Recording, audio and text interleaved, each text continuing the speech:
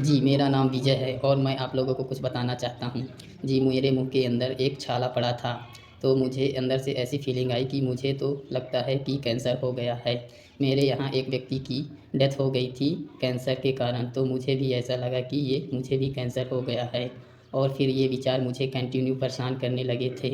तो मैंने डॉक्टरों के पास गया और टेस्ट करवाए, रिपोर्ट सब नॉर्मल थी। वो छाला की दवाइयाँ दे दी मेरे को डॉक्टर और छाला तो ठीक हो गया, बट मेरे मन से विचार ख़त्म ही नहीं हो रहे थे। रोज़ कंटिन्यू मुझे परेशान करने लगे थे।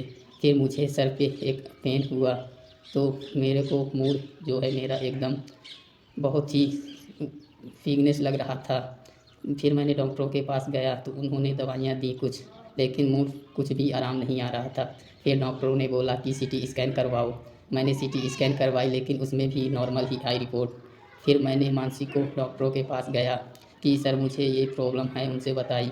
तो उन्होंने तो दवाइयाँ दी, लेकिन मैं दवाइयाँ खाने के बाद सोता ही रहता था। सर पे एक वीकनेस जैसा फ़ील होता था और डर, घबराहट, चिंता मुझे सताने लगी थी।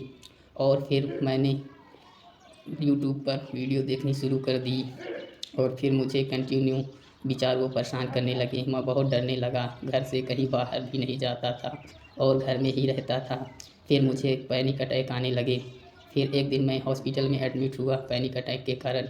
फिर उन्होंने मेरा ईको और अल्ट्रासाउंड जो भी होता है सब करवाए, लेकिन रिपोर्ट सब नॉर्मल थी। फिर कुछ दवाइयाँ देकर मुझे घर भेज दिया। मैंने उनको भी खाई, लेकिन मुझे थोड़ा आराम मिला। फिर इसके बाद मुझे फिर पैनिक अटैक आने लगे थे। मुझे ऐसा ही चल रहा था मेरे साथ, कम से कम नहीं तो 1 साल तक मैंने दवाइयाँ ही बीच में छोड़ी और फिर खाई। लेकिन हो गया, दवाइयों से थोड़ा आराम मिलता था, थोड़ी मेरी डर घबराहट दूर होती थी, लेकिन फिर उसके बाद चालू हो जाती थी। फिर मैंने यूट्यूब पर सर्च करना स्टार्ट किया और वीडियोज़ को देखा कि एक्चुअली में मुझे पता नहीं था कि मुझे हुआ क्या है। फिर मैंने यूट्यूब पर जाकर रिंकू भाई की वीडियो देखी और फिर मैंने वीडियो देखते ही उनको कॉल किया मॉर्निंग के 6 बजे।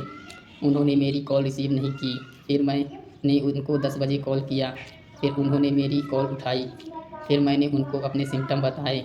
उन्होंने बोला कि विजय आप बिल्कुल ठीक हो जाओगे, कोई दिक्कत वाली बात नहीं है, ये कोई बड़ी प्रॉब्लम नहीं है।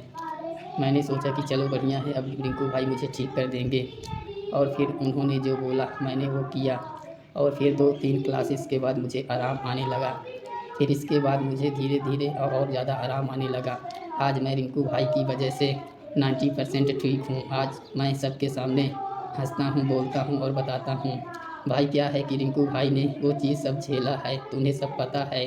हमारे हर मन की बात रिंकू भाई हमारी हर बात जान जाते थे। हमारे अंदर की जो भी बातें थी, चलती थी, वो बता देते थे। मैं रिंकू भाई का दिल से धन्यवाद करता हूँ कि उनकी वजह से मैं आज अपनी लाइफ अच्छी तरह से जी रहा हूँ। मैं ज़्यादा पढ़ा लिखा नहीं हूँ और मुझे ये चीज़ ज़्यादा समझ भी नहीं आती, लेकिन उन्होंने जो बोला मैं फॉलो किया। और कहीं-कहीं मैं थोड़ा परेशान हो जाता था, बातें समझ नहीं आ रही थी रिंकू भाई की, तो मैं बस यही सोच लेता था कि मुझे तो बस ठीक होना है और आज मैं 90% ठीक हो चुका हूँ। मैं रिंकू भाई को फिर से दिल से धन्यवाद करता हूँ।